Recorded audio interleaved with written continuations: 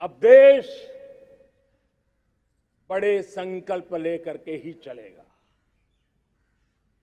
बहुत बड़े संकल्प लेकर के चलना होगा और वो बड़ा संकल्प है विकसित भारत। अब उससे कुछ कम नहीं होना चाहिए। बड़ा संकल्प। दूसरा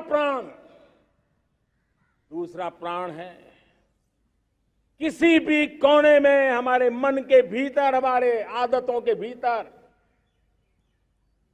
गुलामी का एक भी अंश अगर भी अभी भी है तो उसको किसी भी हालत में बचने नहीं देना।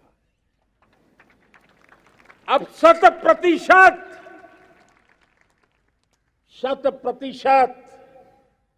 सैकड़ों साल की गुलामी ने जहां हमें जकड़ कर रखा है, हमारे मनोभाव को बांध करके रखा हुआ है, हमारी सोच में विकृतियां पैदा करके रखी है, हमें गुलामी की छोटी सी छोटी चीज भी कहीं नजर आती है, हमारे भीतर नजर आती है, हमारे आसपास नजर आती है, हमें उससे मुक्ति पानी ही होगी।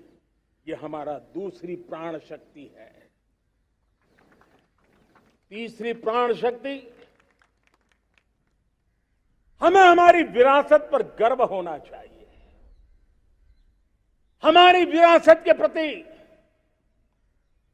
क्योंकि यही विरासत है जिसने कभी भारत को स्वर्णिम काल दिया था, और यही विरासत है जो समयानुकूल परिवर्तन करने की आदत रखती है। यही विरासत है जो काल बाह्य छोड़ती रही है, नित्य नूतन स्वीकारती रही है। और इसलिए इस विरासत के प्रति हमें गर्व होना चाहिए। चौथा प्राण, वो भी उतना ही महत्वपूर्ण है, और वो है एकता और एकजुटता। 130 करोड़ देशवासियों में एकता, न कोई अपना न कोई पराया। एकता की ताकत एक भारत श्रेष्ठ भारत के सपनों के लिए हमारा चौथा प्राण है। और पांचवा प्राण है नागरिकों का कर्तव्य। नागरिकों का कर्तव्य जिसमें प्रधानमंत्री भी बाहर नहीं होता है, मुख्यमंत्री भी बाहर नहीं होता है, वो भी नागरिक है। नागरिकों का कर्तव्य, यह हमारे आने वाली 25 साल के सपनों को पूरा करने के लिए एक बहुत बड़ी प्राण शक्ति है। मेरे प्यारे देशवासियों, जब सपने बड़े होते हैं,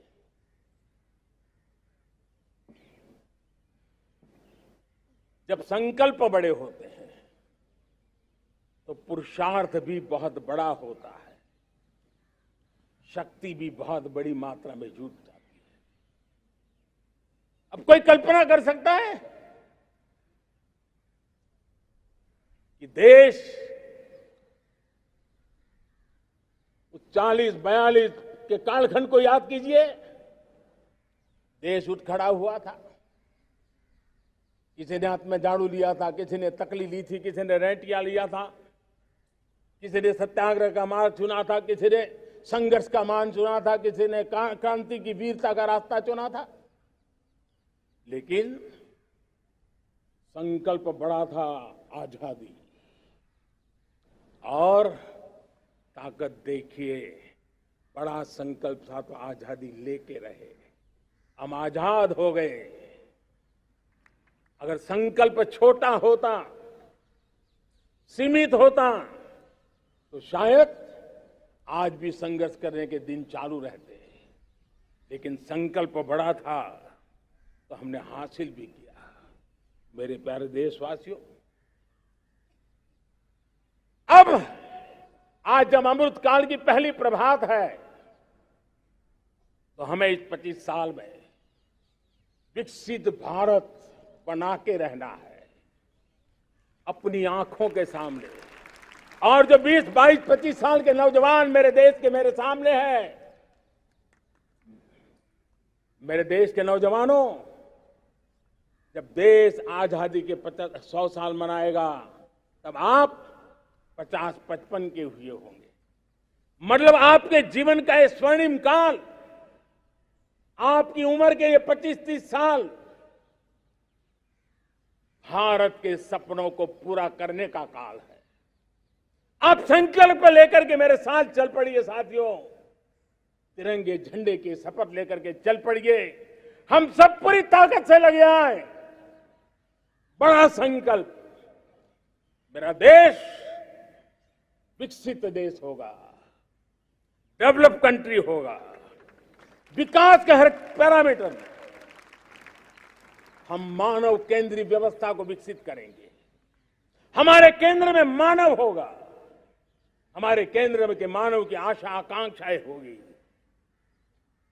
हम जानते हैं भारत जब बड़े संकल्प करता है तो करके भी दिखाता है। जब मैंने यहां स्वच्छता की बात कही थी मेरे पहले भाषण में, देश चल पड़ा, जिससे जहां हो सका स्वच्छता की ओर आगे बढ़ा और गंदगी के प्रति नफरत एक स्वभाव बनता गया। यही तो देश है जिसने इसको करके दिखाया है और कर भी रहा है, आगे भी कर रहा है। यही तो देश है जिसने वैक्सीनेशन, दुनिया दुविधा में थी, 200 करोड़ का लक्ष्य पार कर लिया, समय सीमा में कर लिया, पुराने सारे रिकॉर्ड तोड़ के कर लिया। ये देश कर सकता है। हमने तय किया था देश को खाड़ी के तेल पर हम गुजारा करते हैं, झाड़ी के तेल की ओर कैसे बढ़े। 10% इथेनॉल ब्लेंडिंग का सपना बड़ा लगता था, पुराना इतिहास बताता था संभव नहीं है, लेकिन समय से पहले 10% इथेनॉल ब्लेंडिंग करके देश ने इस सपने को पूरा कर दिया। भाइयों बहनों, 2.5 करोड़ लोगों को इतने कम समय में बिजली कनेक्शन पहुंचाना छोटा काम नहीं था, देश ने करके दिखाया।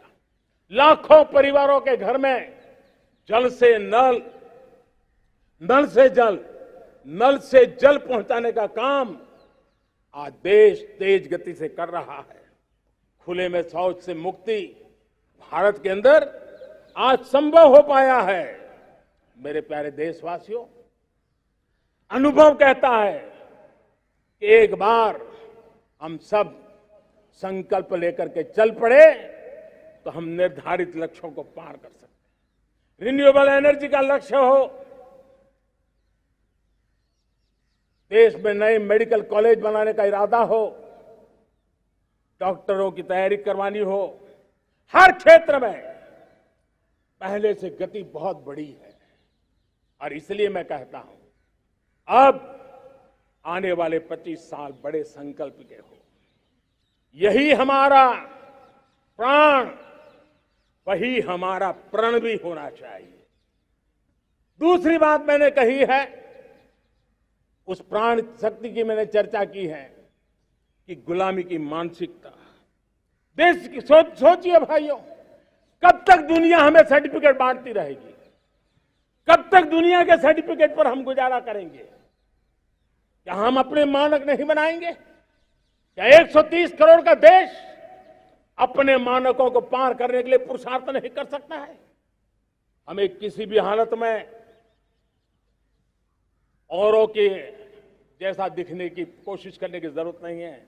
हम जैसे हैं वैसे, लेकिन सामर्थ्य के साथ खड़े होंगे, ये हमारा मिजाज होना चाहिए।